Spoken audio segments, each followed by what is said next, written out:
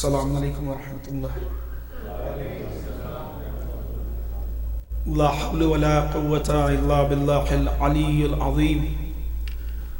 أعوذ بالله من الشيطان اللعين الرجيم. بسم الله الرحمن الرحيم. الحمد لله رب العالمين. الحمد لله الذي لا يبلغ مدحته القائلون.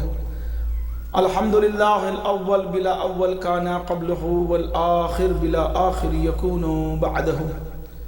الحمد لله الذي جعلنا من المتمسكين بولاية أمير المؤمنين والأئمة عليهم السلام. الحمد لله كما هو، والحمد لله على كل حال، والصلاة والسلام على أشرف الأنبياء والمرسلين سيدنا ومولانا أبي القاسم محمد وعلى آله الطيبين الطاهرين المعصومين المظلومين، ولعنة الله على أعدائهم ومنكر فضائلهم ومصائبهم وشجاعتهم وجلالتهم وولايتهم وعطشهم وأتباطهم وعلمائهم وشيئتهم وغاصبي حقوقهم أجمعين من يوم عداوتهم إلى يوم الدين. أما بعد، فقد قال الله سبحانه وتعالى في كتابه الكريم: بسم الله الرحمن الرحيم. والعصر إن الإنسان لفي خسر إلا الذين آمنوا وعملوا الصالحات وتواصوا بالحق وتواصوا بالصبر. اللهم أوصي نفسي وإياكم بتقوى الله. I advise to myself and to everybody present here to acquire the piety of Allah subhanahu wa ta'ala, to acquire the proximity, to acquire the taqwa, to attain closeness to Allah subhanahu wa ta'ala. And this is what was the will and advice of Anbiya and Aimma to all the followers, because this is the best one can carry hereafter. So brothers and sisters, today is the first Jum'ah of Muharram al-Haram. And the surah of Quran which I just recited and started with Surah Al-Asr. And I think Muharram is probably the best time to understand. Thank you. To understand the importance of both the worlds. The current world we are living in and the world hereafter. So Allah subhanahu wa ta'ala says, Wal Asr. He says by the declining day. He actually says by the time. Because everybody, when it comes to time, right? Everybody is trying to use the time in the best way they can. Because nobody is actually trying to waste the time or something, that they're not trying to benefit out of it. So everybody is using the time in the best way they can. And that's why we say time is money, right? When you ask this worldly people, the best way they can explain time is, they say time is money. But Allah subhanahu wa ta'ala says, Wal Asr. He is actually swearing by the time, and he says, indeed, Wal Asr innal insana lafi khusr. This mankind, this man indeed is in loss, in a state of loss. He's not gaining anything. Subhanallah. Wal Asr innal insana lafi khusr illa alladhina amanu, except those who have faith. Illa alladhina amanu wa amilu salihat, and commit good deeds. Wa tawasaw bil haqqi wa tawasaw bis sabr, and they advise to each other the truth and advise to each other to be patient. So you see, this is the beauty of this surah. And of course, the incident of Karbala makes us understand the true essence of this surah. Because everybody, we are actually running after this world, this materialistic world. Of course, And when we are running after this materialistic world, and what happens is, while, it's not bad to have the best of the world, but we need to understand whatever we are gaining in this world, it's at the cost of what? Right?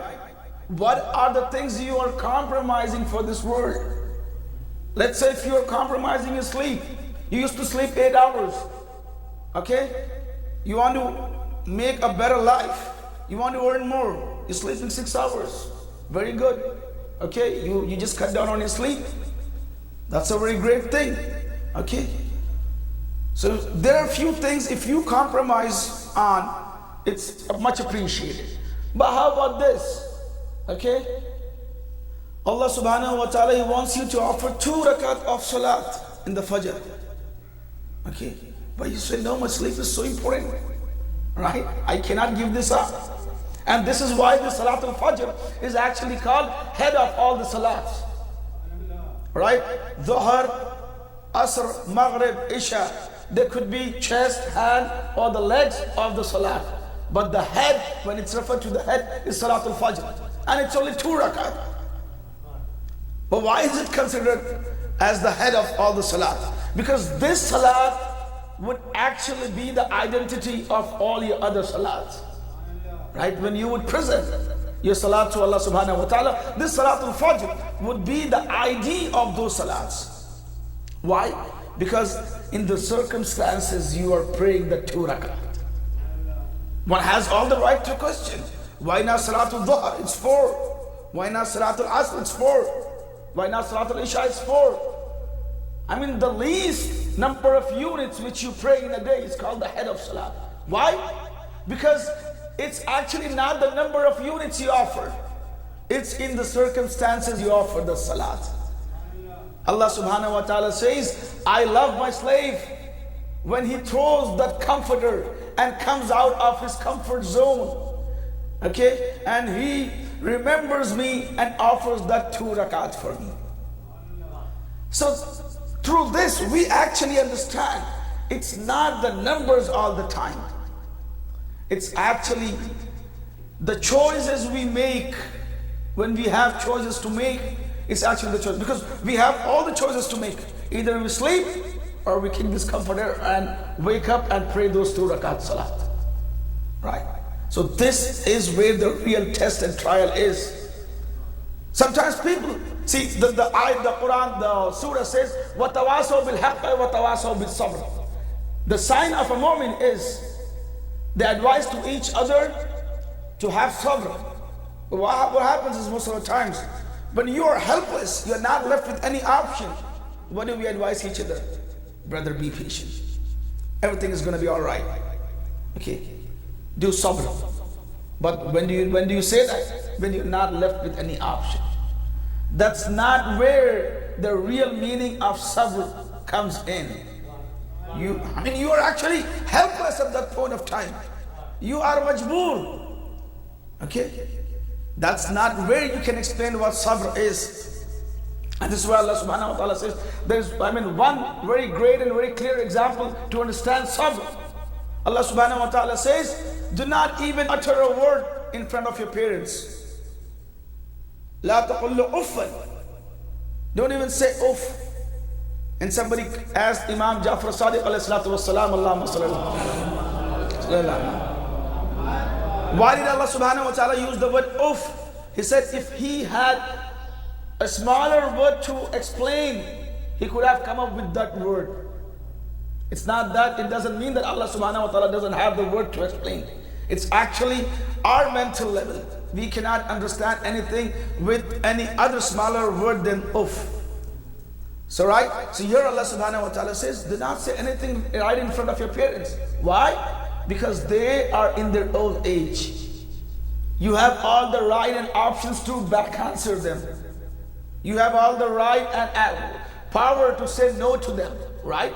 Because you are more capable now. You are young. You have all the energy. They are in their old age. They cannot do anything to you, whatever you do. You have all the choice, right? But at that point of time, you do not back answer them. That's where the sabr comes in.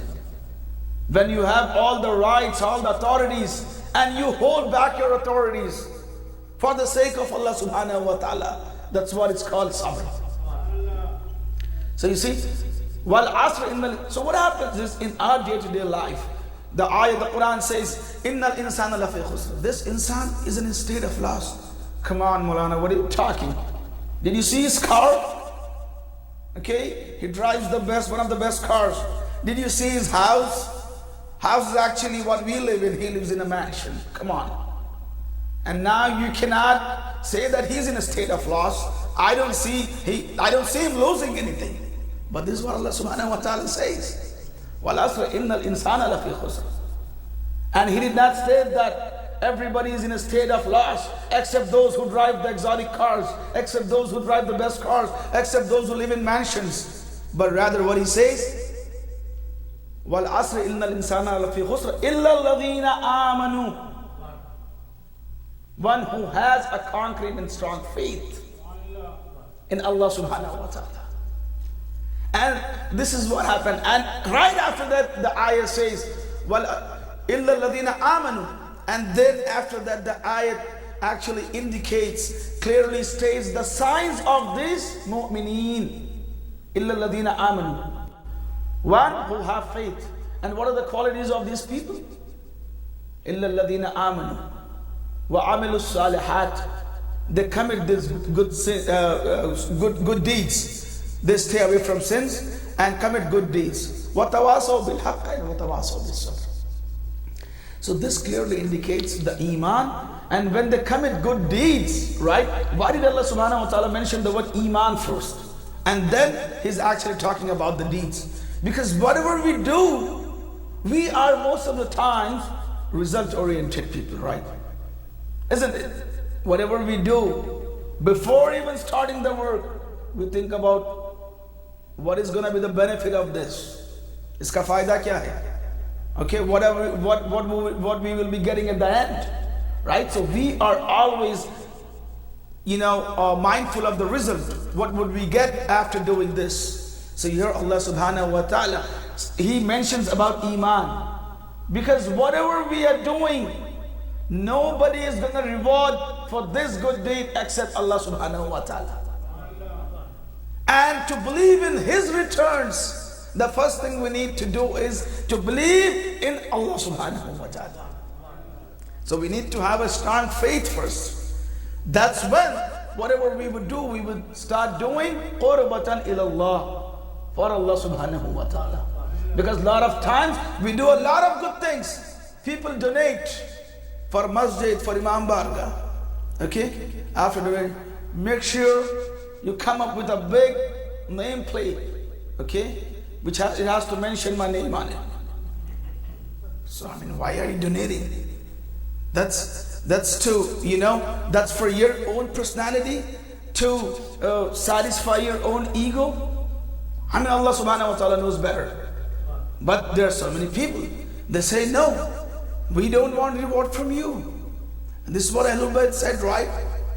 Okay? When they gave away their food after fasting, and this is what they said, we don't need not even a thank from you. Because to whom we ask, He gives us even before we ask for anything. So whatever we do, so the most important thing is we need to have faith in Him. Now, let me just move on very quickly, and just to make it very clear, and this is what was actually happening in the 60th Hijrah. Imam al-Hussein is actually leaving Medina. But why is he leaving Medina? Were there any Muslims who started saying, we're not going to be praying anymore, no more salah, it's all over now? Do you hear anything in history? No. Did any of the Muslims started stating that no more Sawm, we're not going to be fasting anymore? No, people were fasting. People were offering salat. But the essence of salat, the qurbatan ilallah of salat, was nowhere to be found. And that was the islah of deen. That's where Imam Hussain left Medina, and people questioned him, what is the reason you're leaving Medina? He said, إِنَّمَا خَرَجْتُ لِطَلَبِ الْإِصْلَاحِ فِي أُمَّةِ الْجَدِّ. So what do you mean by Islah, right? Because you wouldn't find anything that people were not praying, they were not doing salat or Sawm, or they just gave up Hajj. Everything was going on. But the essence of deen, the qurbatun ilallah of deen, the ikhlas of deen, people were not sincere. Everything was done for their own souls and for their own selves. This is where Imam Hussain left Medina, to make people understand this, whatever the things you're running after, it's not the true word, it's not the true thing, it's not the goal of your life. Right? So here Imam al-Hussain, when he left Medina, he just made it very clear. Because even today, when we talk about, and even today, these 10 days and these 2 months of Muharram, brothers and sisters, what these 2 Muharram does to us, it actually brings that essence into our salat. These dhikr of Imam al-Hussain, sometimes people start questioning, I mean, how long are we going to be doing this traditional kind of azan? Come on.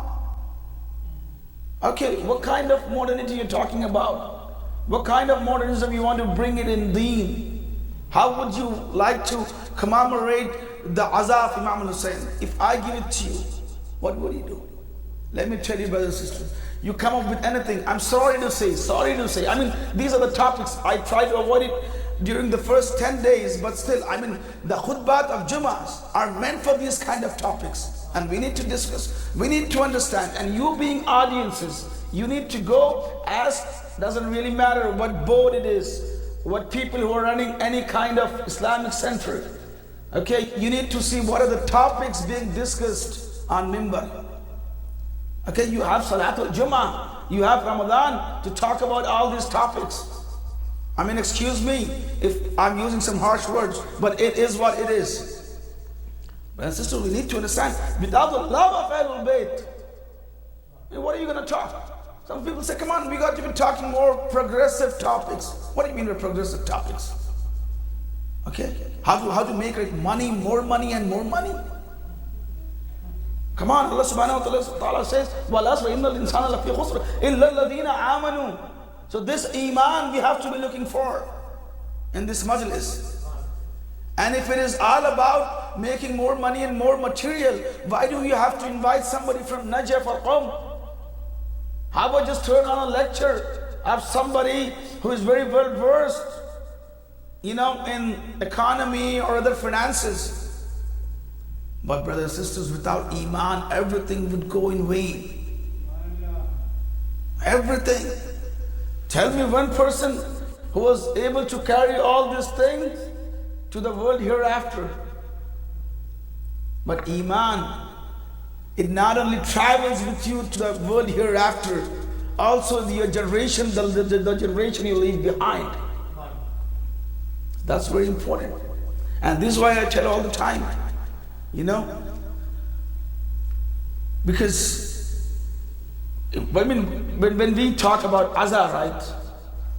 I know, we have to be very mindful of the time.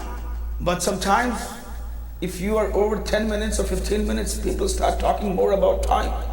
Oh, come on, you're late tonight. These are the days of azan, believe me. You're going to find everything. We go on vacations. Our plans are messed up. We don't talk about that. But when it comes to azan, right? We start talking. Okay, we're running like 15 minutes late, 10 minutes late. What are we even talking? And at the same time, we said, Labbaik ya Hussain. Okay?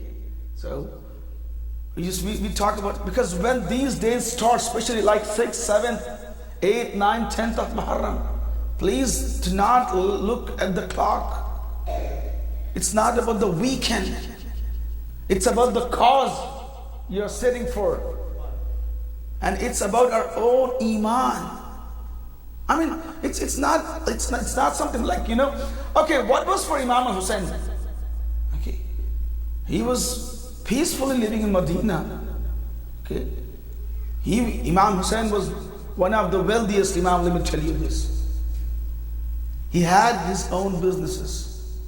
He used to develop land and flip those lands. Right? He used to pick up those barren lands, convert them into a fertile land, and flip those lands to other people. So he had everything was running fine. But why? Because what we do, the kind of azah what we are doing today, I mean, to be honest, excuse me if I'm harsh, we don't want to come out of our comfort zone. Whatever our comfort zone permits, we do it. If it's anything which has to do out of our comfort zone, no, we are out. We're not doing it. And this is what there were so many people when Imam al-Hussein was living. They were looking at the Imam. And this is what used to happen. But Imam Ali used to call people. He says, come on, it's the time to rise. It's the time to stand up. Ya Abul Hassan, it's the peak summer. Let's wait for the winters. When he used to call them during the winters, he said, come on, Imam Ali, it's so cold out there. Let's wait for a better weather. And that's where Imam Ali used to say, what do you think, sitting in your comfort zones, okay, you would not die, this death would not come to you? You think you would be killed only if you go to the battlefield? This death is actually coming towards you. Doesn't really matter wherever you sit, wherever you go. And this is what the Surah Al-Jum'ah says. Ya ayyuhalladhina hadu in za'amtum. And like sitting in our comfort zones, and we are actually pointing fingers at others. Oh, what these people are doing, this is not the true form of azah. They're supposed to be talking more about this, supposed to be talking more about that. Brothers and sisters, if there's no love of Ahlul Bayt and Imam al-Hussein, doesn't really matter whatever you talk, it's gonna fade with time. It's gonna fade with time, believe me. And we have seen it all. We have seen it all. So, you see that the Quran says, Ya ayyuhalladhina hadu in za'amtum annakum awliya'u lillahi min dunin nas. Of course, Quran is addressing the Yahud, the Jews. But sometimes, Quran addresses in such a way, it has a general message. So this ayah also carries a general message. Ya ayyuhalladhina hadu.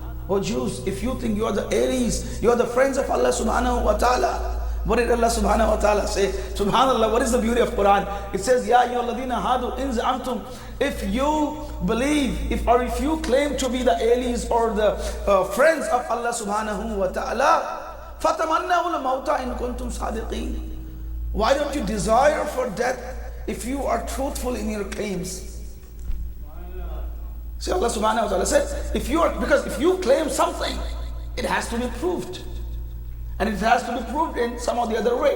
And Allah subhanahu wa ta'ala says that if you really want to prove your true claim, and if you are truthful in your claim, desire for death. Subhanallah, you see the beauty of Quran. Allah subhanahu wa ta'ala did not ask them to die. Right? And this is what the worldly loves. When they want you to prove your love, they might even kill you.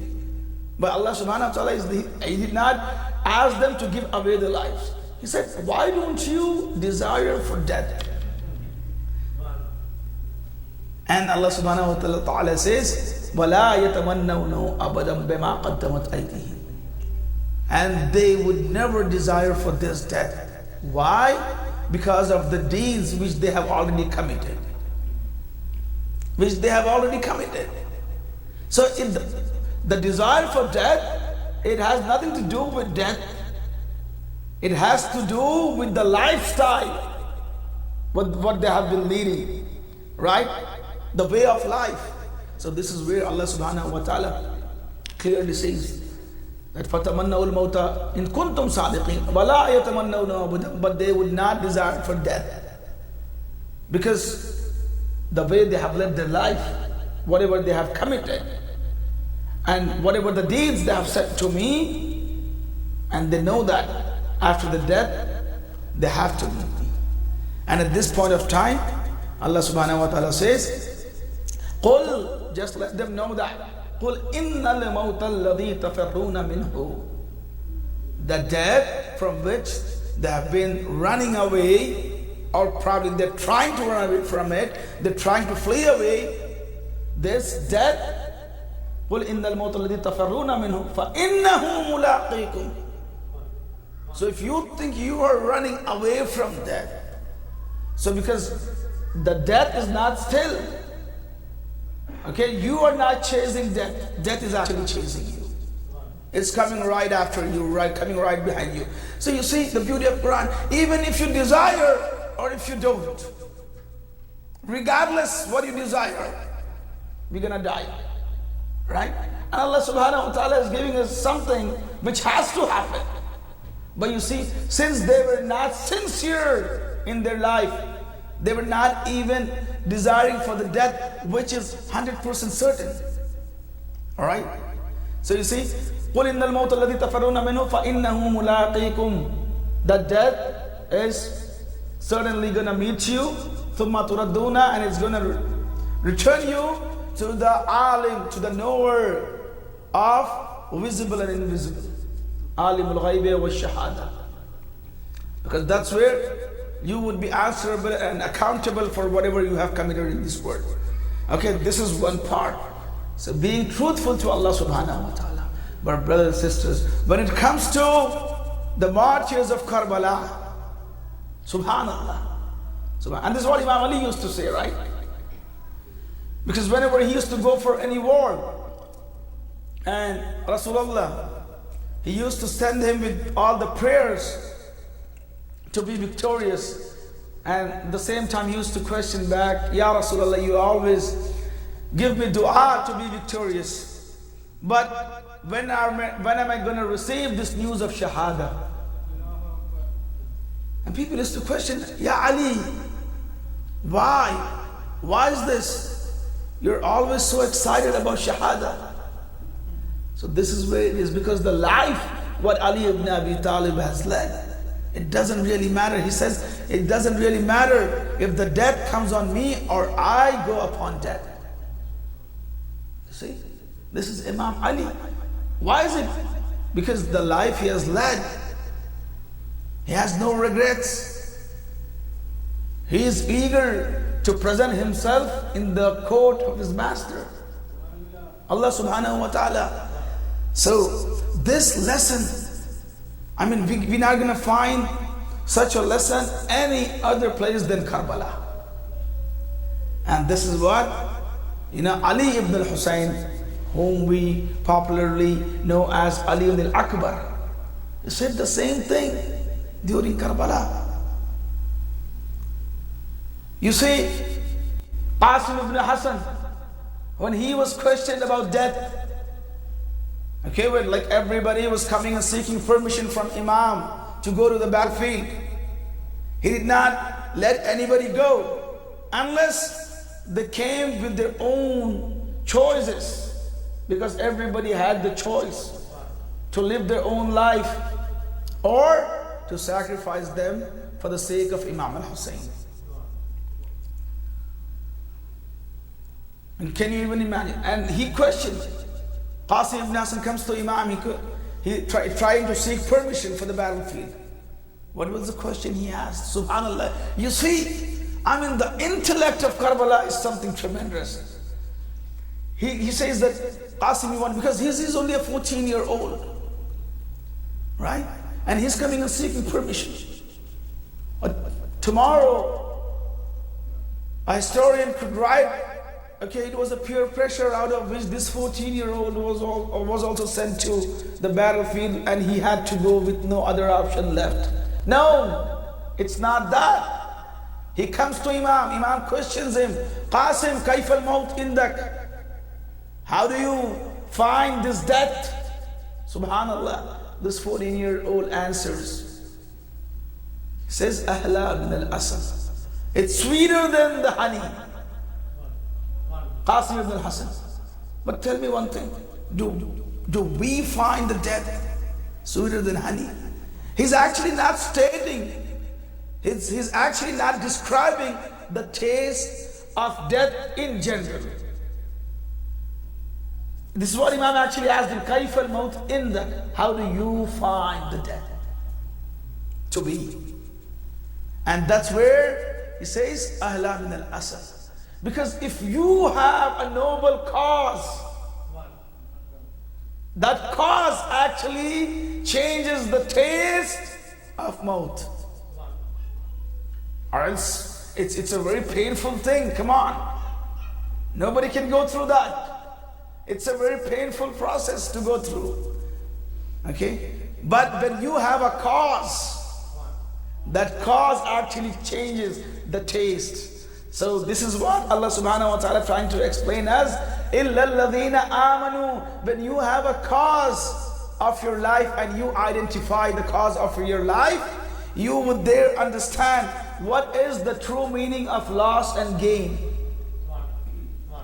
And that's where if you are waking up for Salat al-Fajr, you would never ever think like when you go to your workplace sometimes, if you are required to be there before time, you present yourself there because you understand the importance of your work. So we have actually in this world, let me take it to the next phase of my speech. In this world, we have actually changed our priorities. It's all about priorities.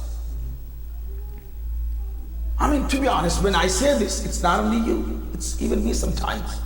Because living in the same world, right? And we don't even realize which direction we guys are actually moving into. But this is where Muharram plays its role. This is where Ramadan plays its role. Muharram, you come here, you listen to the majalis.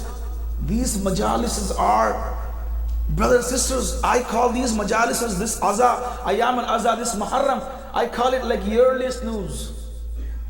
Right? We put our alarm clocks to snooze, right? Like 5 minutes, 10 minutes, 15 minutes. It's a yearly reminder to us to think about the real cause, to think about the real goal of our life. So it's all about priorities. We haven't set our priorities in the right order. What does wajib means? Wajib, I mean, to be honest, we need to understand this part first. Wajib, when we talk to somebody about wajib, what is wajib? They say it's something, if you commit, you would be rewarded. If you don't, you would be thrown into the hellfire. Come on. Okay, Allah subhanahu wa ta'ala is not enjoying this part actually. Of course, that's the end result. But that's not the true purpose of the true way of doing ibadah. You're doing it in the fear of not going into hell or, for the sake of heavens. True ibadah, Imam Ali says, the true ibadah is between the abd and ma'bud. To have the true ties and connection. Wajib actually means which carries the highest priority is called wajib. That's actually the true form of wajib is. I mean, like in Arab, if you are given some assignment, like what do we call it, homework, right? So they call it wajib al-bayt, right? What does it mean? That when you go home, this is your priority to complete. Do not forget whatever you have to do, okay? You got to change your clothes, you got to eat, your lunch, or whatever. But do not forget this part of work. When you come back, you have to present this to me. Okay, that's your wajib. Okay, when you come back. So wajib doesn't really actually mean you do, you get reward, you don't, you will be thrown into hellfire. Come on, we need to come out of this concept actually to understand the true meaning of ibadah. Ibadah, what is ibadah? Ibadah, you reward me, you throw me in hellfire, you give me Jannah. I don't really think about that. This is what Imam Ali said, right? When somebody questioned him, why do you prostrate in the code of Allah subhanahu wa ta'ala? He said, Ma abattuka khawfan li narik, wa la tam'an li jannatik, bal wajadtuka ahlan li ibadi fa'abattuk. I don't pray, okay, in the fear of hellfire or in the greed of this heavens. I find you worthy of worship. Subhanallah, you see? So this is actually the true essence of ibadah. And that's what we find in the majalis of Imam al-Husayn. In majalis of Imam al-Husayn, we find this like true essence of ibadah. Sometimes people say, why don't we talk about more salat? Come on, it's wajib, we got to do it. But we need to understand the ways we have to present that wajib, the true essence of ibadah. And that's what we find in Karbala. So brothers and sisters, especially these days, we have to change our priorities. Come on.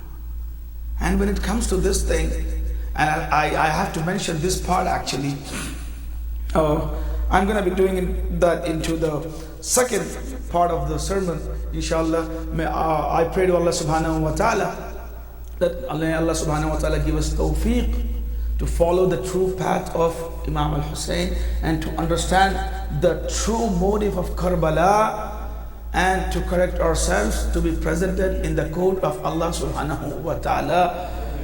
Bismillah ar-Rahman ar-Rahim. Inna a'tainaka al-kawthar fasalli li rabbika wanhar inna sha'niyaka huwal abtar. Allah.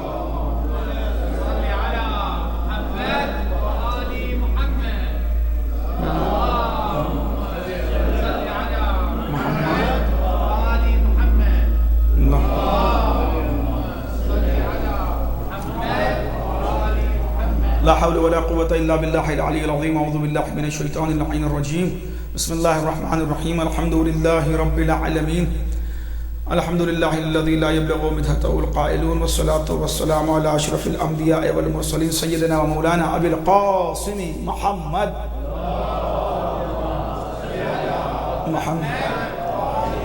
والصلاة والسلام على علي بن أبي طالب والصلاة والسلام على فاطمة الزهراء سيدة النساء العالمين والصلاة والسلام على حسن بن علي المجتبى والصلاة والسلام على حسين بن علي شهيد بكربلاء والصلاة والسلام على علي بن الحسين زين العابدين والصلاة والسلام على محمد بن علي الباقر والصلاة والسلام على جعفر بن محمد الصادق والصلاة والسلام على موسى بن جعفر الكاظم والصلاة والسلام على علي بن موسى الرضا والصلاة والسلام على محمد بن علي الجواد والصلاة والسلام على علي بن محمد بن الحادي والصلاة والسلام على حسن بن علي العسكري والصلاة والسلام على قائم المنتظر المهدي.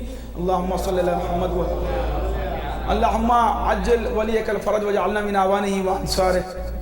So brothers and sisters, I was actually talking about setting our priorities, and this is where we need to understand. And these days of Muharram, these are the days where we can actually, even if we have kind of not prioritized or not streamlined our lives, this is the time where we can actually press that reset button. This Muharram is actually to look for that reset button. Sometimes you ask people, oh, I didn't see you in Jummah. I didn't see you during the Thursday night program. Oh yeah, actually I was too busy. Okay, so what was it? Oh, I had to do my lawn. I had to do my laundry. Come on, seriously? Of course, it's very important. I do understand. But we are not setting our priorities in a right way. Because when it is wajib, it has to be top of the line. Right? And when it comes to the aza of Imam al-Husayn, brothers and sisters, this is actually the thing through which the wajib is actually accepted in the code of Allah subhanahu wa ta'ala. Alright? So let me put it in this way. If I say that it carries more importance than even the wajib what we do, sometimes people get offended. How is it something which is wajib and something which is not wajib, it carries more sawab? Come on, it's very clear. Okay, let me just bring one example to you. Okay, answering salam, what is it? If somebody says salam to you, saying wa alaykum as-salam is what?